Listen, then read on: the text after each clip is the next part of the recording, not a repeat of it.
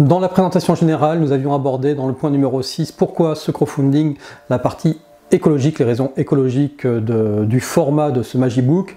J'ai dû faire quelques coupes au passage parce qu'elle était un petit peu trop longue et il fallait que la présentation générale soit beaucoup plus concise, mais je vous propose de retrouver l'intégralité des raisons et des calculs qui nous ont amenés à préférer la version on va dire la version numérique et la version sur précommande du magazine plutôt que de passer par le réseau de distribution classique.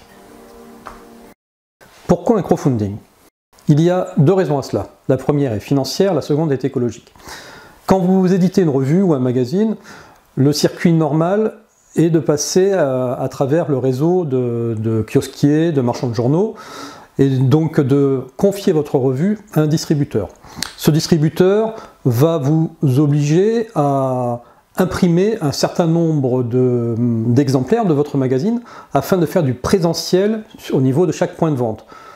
Pour faire simple, soit si vous êtes présent chez votre marchand de journaux, vous devez avoir un minimum de 3 exemplaires, soit vous n'êtes pas présent chez votre marchand de journaux. Donc ça signifie, par rapport au nombre de points de vente qu'il y a en France, lorsque vous passez donc par ce réseau de distribution, il vous faut imprimer entre 28 000 et 30 000 exemplaires de votre magazine minimum. Bon. Le problème, c'est que je suis une jeune entreprise, je suis ni Bolloré, ni Hachette, donc je n'ai pas la manne financière qu'ont ces gros groupes de presse derrière moi. Donc je ne peux pas me permettre d'imprimer autant de magazines pour au final n'en vendre que 5 ou 7 000, c'est à peu près la moyenne en termes de distribution dans les kiosques. Hein. Il y a 2 tiers, on va dire, d'invendus. Et que deviennent ces invendus? Eh bien, ils sont tout simplement renvoyés à la broyeuse pour être recyclés. Et c'est là où intervient la deuxième raison écologique. Allez, suivez-moi, je vous emmène dans une petite forêt qui est juste à côté de chez moi. Donc vous allez vite comprendre là où je veux en venir. Donc comme vous pouvez le voir, mon petit coin de forêt tranquille a été tout simplement rasé, dévasté. Alors je ne sais pas si c'est pour fabriquer du papier ou des planches de bois ou je ne sais quoi d'autre, mais en tout cas, vous voyez cette désolation.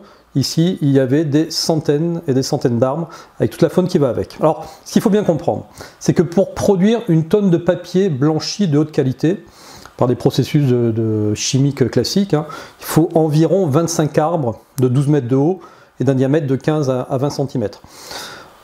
Alors, on peut aussi utiliser un processus mécanique qui est 2 fois plus efficace car il utilise toute la cellulose, mais par contre, ça ne produit pas du papier, on va dire, blanchi, c'est plutôt du papier pour les journaux, et là, il ne faut que 12 arbres pour faire ça. Donc, grosso modo, avec une tonne de papier, on peut faire 400 ramettes de 500 feuilles de papier format A4. Hein, ça parle à tout le monde. Donc, si je résume, et on va prendre la fourchette basse pour le moment pour bien comprendre. 12 arbres de 12 mètres de haut, de 20 cm de diamètre, ça permet de créer une tonne de papier. Une tonne de papier, c'est 400 ramettes, ça signifie 200 000 feuilles format A4. Donc si on veut ramener ça à la production du nombre de feuilles pour un seul arbre, eh bien on va faire 200 000 divisé par 12, ça nous donne donc 16 666 feuilles. Le magazine faisant 100 pages, cela va permettre de créer 166 exemplaires. Et si on passe un certain cap, on le verra tout à l'heure, s'il fait 132 pages, avec cet arbre, je pourrais fabriquer 126 exemplaires.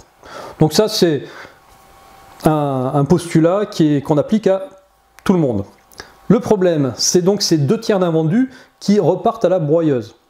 Donc imaginons que j'imprime 15 000 exemplaires du magazine.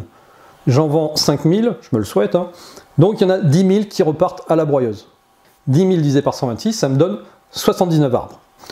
Et là, on est en fourchette basse, c'est-à-dire qu'on est en qualité papier journaux. Maintenant, si on est en qualité papier blanc, papier glacé, tel que vous les avez dans les magazines, vous multipliez par 2, donc on arrive à 158 arbres de sacrifiés pour avoir ce fameux présentiel dans tous les points de vente. Alors, selon l'ADEME, l'industrie de l'édition engloutit tout de même plus de 20 millions d'arbres à elle seule par an, Et une page sur 5 provient encore d'une forêt ancienne.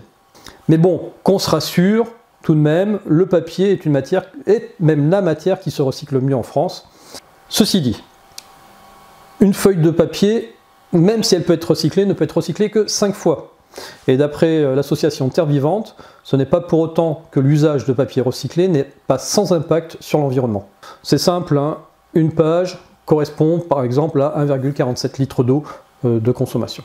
Alors voilà, vous l'aurez compris, hein, l'objectif n'est pas de nous culpabiliser à utiliser du papier pour lire des magazines ou des livres, mais d'arrêter tout simplement de gaspiller à outrance le papier, la pâte à papier, parce que tout ça derrière, ce sont des arbres, donc même s'ils sont recyclés, eh bien, dans chaque magazine, il faut quand même mettre à nouveau 20%, 1/5 du magazine avec de la fibre de papier neuve, hein, parce qu'on ne peut recycler que 5 fois. Donc, à un moment donné, il y a quand même un véritable impact. Donc, à mon niveau, l'impact est peut-être petit, mais je vous laisse imaginer tous les titres de presse qu'il y a chez les marchands de journaux. Et quel est le gaspillage là-dessus? On n'en parle jamais. Par contre, on va vous culpabiliser parce que vous prenez votre voiture pour l'acheter, votre baguette, mais ça, c'est un autre débat. Donc voilà, les deux raisons. La première, financière, mais parce que on n'a pas les ressources, en étant une jeune société, de pouvoir imprimer autant qu'on voudrait, et puis finalement, ça nous justifie sur notre deuxième raison, qui est beaucoup plus écologique, de dire stop au gaspillage.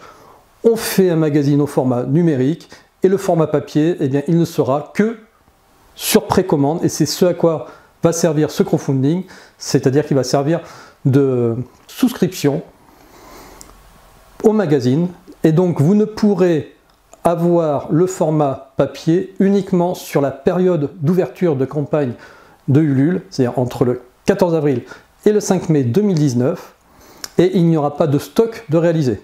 Donc, si vous tenez absolument à avoir Génération Cité d'Or au format papier, eh bien c'est maintenant ou jamais. Vous cliquez sur l'une des contreparties que vous souhaitez et vous aurez un exemplaire qui risque de prendre vite une côte, hein, si le magazine dure des années.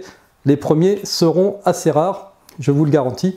En tout cas, voilà, on continuera sur cette lancée au fur et à mesure des numéros, et à chaque sortie de numéro, on fera un crowdfunding pour nous permettre de ne produire et de n'éditer, de n'imprimer que ce qui sera consommé.